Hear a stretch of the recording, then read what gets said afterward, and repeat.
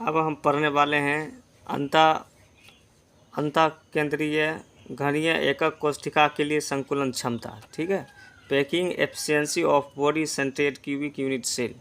जैसे हमने यहाँ पर एक एफसीसी हमने यहाँ बना लिए हैं, और ये जो इसकी प्रत्येक भुजा ए है, ये भी ए है। ठीक है, जितने भी है यहाँ पर ये भी ए होगा। ठीक है, ये इसको भुजा के ए हमने मान लिए, तो ये भी ए है, और ये हो जाएगा ए रूट के अंदर में रूट के अंदर में 2। और यहाँ पर ये त्रिभुज हम लेंगे यहाँ पर। ठीक है, और इसमें हम त्रिज्या और भुजा के बीच संबंध निकालेंगे, तो ये त्रिभुज लेंगे। ठीक है, यहाँ पर हमने बनाए हैं, ये हो जाएगा ए रूट के अंदर में 2, तो लिख दें ए रूट के अंदर में 2। और ये जो साइड है इसका, जो प्रत्येक साइड है ए ही रहेगा, और इसकी त्रिज्या है। ठीक है, और ये जो हमने यहाँ पर लिखे हैं इसकी भी एक त्रिज्या होगी। ठीक है, और ये जो गोला हम 1 2 3 गोला है, तो ये आपस में इस प्रकार सटे होते हैं। ठीक है, तो हमने इसकी आर यहाँ हो गया, ये इसकी आर, यहाँ 2r हो जाएगा ये, और ये आर है। ठीक है, तो हम लिख सकते हैं आर यहाँ पर 1 2 3 4, तो हम लिख रहे हैं 4r बराबर ए रूट के अंदर में 3।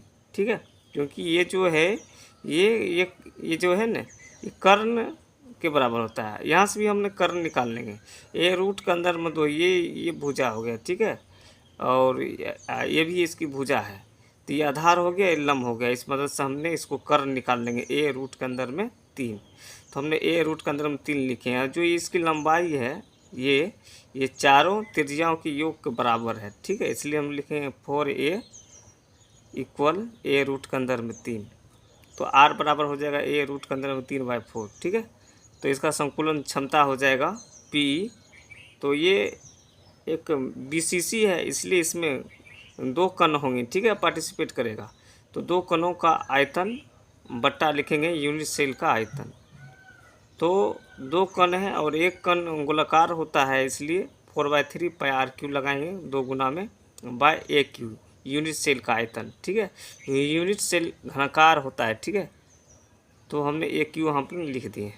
उसके बाद यहाँ सब मान पुट करेंगे, 2 लिखेंगे 4/3 पाई का मान 22/7 गुना ए रूट के अंदर में 3/4, ये आर का मान है। और हमने यहाँ देख लिखे क्यूब करेंगे इसका, और इसका कैलकुलेशन करेंगे तो ये आ जाएगा।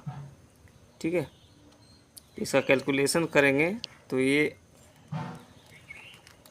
आ जाएगा, कैलकुलेशन करके 0.68। ठीक है, परसेंट में कहेंगे तो इसको 100 से गुना कर देंगे, ये परसेंट में आ जाएगा। ठीक है, ये इस टाइप से परसेंट में आ गया है, 68% हो गया। ठीक है, अब चलिए अगला, अब इसमें अगला क्वेश्चन है।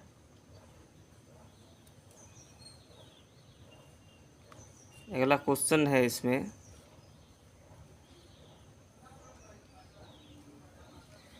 58.5 ग्राम NaCl में यूनिट सेलों की संख्या ज्ञात कीजिए। ठीक है, यहाँ भार दे दिया है 58.5 ग्राम, और इसका अनुभार होता है NaCl का 58.5 ग्राम।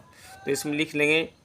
ठीक है, तो नंबर ऑफ यूनिट सेल, इसमें क्वेश्चन है, एक बार फिर क्वेश्चन रिपीट कर दिया जाए। 58.5 ग्राम NaCl में यूनिट सेलों की संख्या ज्ञात कीजिए।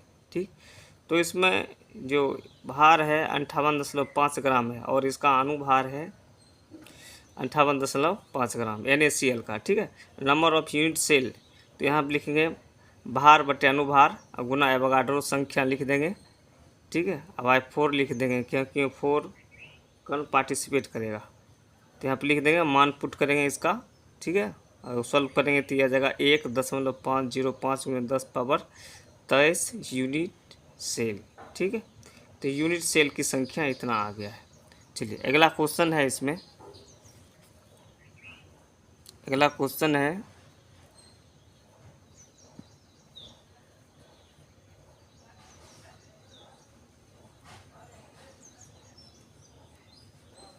धात्विक स्वर्ण क्रिस्टल आकृति में घन जालक केंद्र है। ठीक है, सोने के 2 ग्राम में यूनिट सेल की संख्या ज्ञात कीजिए। ठीक है, और सोने का जो है सोने का इसमें एटॉमिक मास से दे दिया है, आणविक द्रव्यमान 197 दे दिया है, ठीक है। तो इसमें लिखेंगे एटॉमिक वेट कितना, तो इसमें हमको जो इसमें है ना 2 ग्राम है, सोने के 2 ग्राम में, तो इसमें सोने के भार 2 ग्राम दिया है, एटॉमिक वेट जो 197 है होता है वो दिया है। नंबर ऑफ यूनिट सेल, तो यूनिट सेल की संख्या निकाल लेंगे। तो यहाँ लिखेंगे भार बटे अनुभार, यहाँ ने हमने एम नो लिख के हमने ए लिख दिए, ठीक है। तो W/A भी लिख सकते हैं, कोई दिक्कत नहीं है। गुना एवोगाड्रो संख्या बाय 4 इसलिए लिखते हैं कि ये धात्विक स्वर्ण क्रिस्टल है, ठीक है। और इसका जो ढांचा होता है FCC होता है, ठीक है। इसमें 4 कण जो है ना पार्टिसिपेट करेगा, ठीक है। मान इसमें रखेंगे और कैलकुलेशन करेंगे, दिया जाएगा 1.521 गुना 10⁻21 unit cell. Thank you for watching.